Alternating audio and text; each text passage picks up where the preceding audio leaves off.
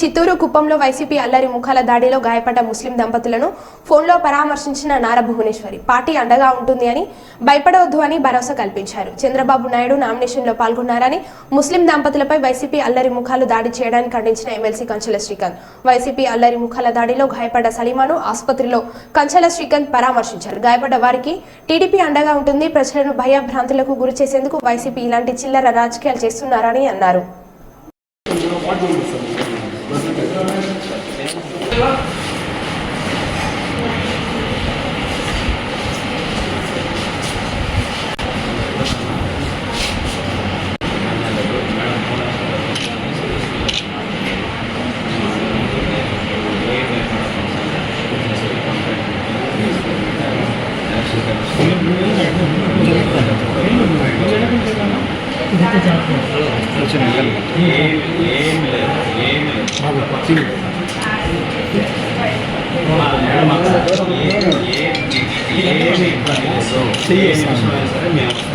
Police already DSP గారు mind over పెట్టారు. ఏమి ఇబ్బంది మీరు ఏడవాల్సిన అవసరం లేదు, భయపడాల్సిన అవసరం లేదు. ఇది టైం మీరు మిమ్మల్ని చూసి వాళ్ళు భయపడాలి. ఎందుకంటే మనం లీగల్గానే అందాం జైలు వేసి ఏమి ఇబ్బంది మాట్లాడి చెప్పాడా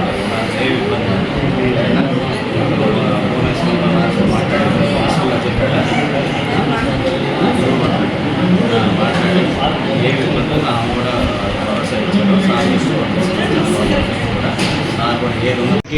క్యాంపెయినింగ్ వస్తుంటే ఏ విధంగా దాడులకు పాల్పడ్డారో అన్నీ కూడా మనం చూసాం.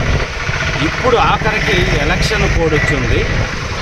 ఎలక్షన్ కోడ్ వచ్చినా కూడా ఇప్పటికి కూడా వైఎస్ఆర్సీపీ నాయకులు వాళ్ళ దెబ్బకి ఈరోజు తెలుగుదేశం పార్టీ వాళ్ళని కొంతమంది చిన్న కుటుంబాలకు సంబంధించిన వాళ్ళని భయభ్రాంతులు గురి చేసేటటువంటి పరిస్థితి ఉంది. ఈరోజు 89 పెద్దూరు పంచాయతీలో నస్రుల్లా, సలీమా భార్యాభర్తలు వాళ్ళు వైసీపీ సానుభూతి పరులుగా ఉండేవాళ్ళు.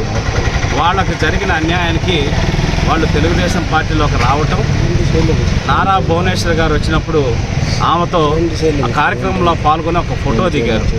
దానికి సత్య అనేటటువంటి రౌడీ షీటరు, రమేష్ అనేటటువంటి వార్డు మెంబరు, ఇంకా కొంతమంది యువకులు కలిసి మీరు వెళ్ళి ఆ కార్యక్రమంలో పాల్గొంటారా అని చెప్పనేసి వాళ్ళని రోడ్డు మీద పడేసి నస్రుల్లాని కొట్టడం, మళ్ళీ ఏంటని ప్రశ్నించిన వాళ్ళ భార్యను కూడా ఆడ మనిషిని కూడా చూడకుండా దారుణంగా కన్ను దగ్గరంతా కూడా దెబ్బలు తగిలేటట్టు కొట్టడం జరిగింది.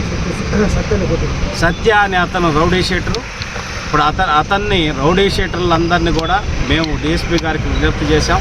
ఇటువంటి వాళ్ళందరినీ మీరు కంట్రోల్లో పెట్టకపోతే, ఇటువంటి అరాచక శక్తుల్ని కంట్రోల్లో పెట్టకపోతే ఎన్నికలు సజావుగా జరిగేటటువంటి పరిస్థితి ఉండదు, లా అండ్ ఆర్డర్ దెబ్బతినేటటువంటి పరిస్థితి ఉంటుంది. కాబట్టి 100% ఈరోజు మిగతా చాలా చోట్ల చాలా గ్రామాల్లో కూడా రాత్రిపూట అనవసరమైన గొడవలు చేయటం, తాగి తెలుగుదేశం పార్టీ కార్యకర్తల ఇళ్ల మీదకి దాడులకు రావడం, ఇట్లాంటి చాలా గ్రామాల్లో జరుగుతున్నాయి. మేము పోలీస్ డిపార్ట్మెంట్ వారిని, ఎస్పీ గారిని, అట్లాగే స్థానిక డిఎస్పీ గారిని కూడా మేము విజ్ఞప్తి చేస్తున్నాం. మీరు సీరియస్గా ఈరోజు ఎలక్షన్ కమిషన్ రూల్స్ ప్రకారం మాత్రమే మీరు లా అండ్ ఆర్డర్ని మెయింటైన్ చేయాలని విజ్ఞప్తి చేస్తూ ఉన్నాం. ఈరోజు ప్రశాంతకరమైన వాతావరణంలో కుప్పం నియోజకవర్గంలో ఎలక్షన్లు జరిగేదానికి సహకరించాలని కూడా విజ్ఞప్తి చేస్తున్నాం. అట్లాగే నారా భువనేశ్వర్ గారు మొన్న వచ్చినప్పుడు కార్యకర్త కోసం నేను ఉంటానని చెప్పడం జరిగింది.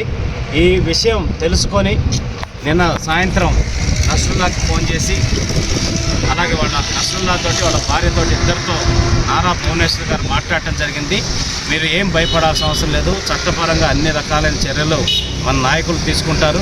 అట్లాగే చంద్రబాబు నాయుడు గారి దృష్టికి కూడా ఈ అంశం తీసుకెళ్ళి మీకు అన్ని రకాలుగా భద్రత కానీ మిగతా ఏదన్నా ఇబ్బందులు ఉంటే వాటికి కూడా భరోసా ఇస్తాము, నేనున్నాను, మీరు భయపడాల్సిన అవసరం లేదు. అవసరమైతే రాబడి 1వ నెంబర్ వార్డు నెంబర్లో నేను ఎంతో కష్టపడి 4 ఏళ్ళు అక్కడే వార్డు నెంబర్తో సహా గెలిపించుకున్నాను. నేను కష్టపడుకొని గెలిపించుకొని మళ్ళీ వాళ్ళతోటే వాళ్ళదే పని చేసుకుంటూ వాళ్ళ కాడే నేను సేవ చేసుకొని ఉన్నాను.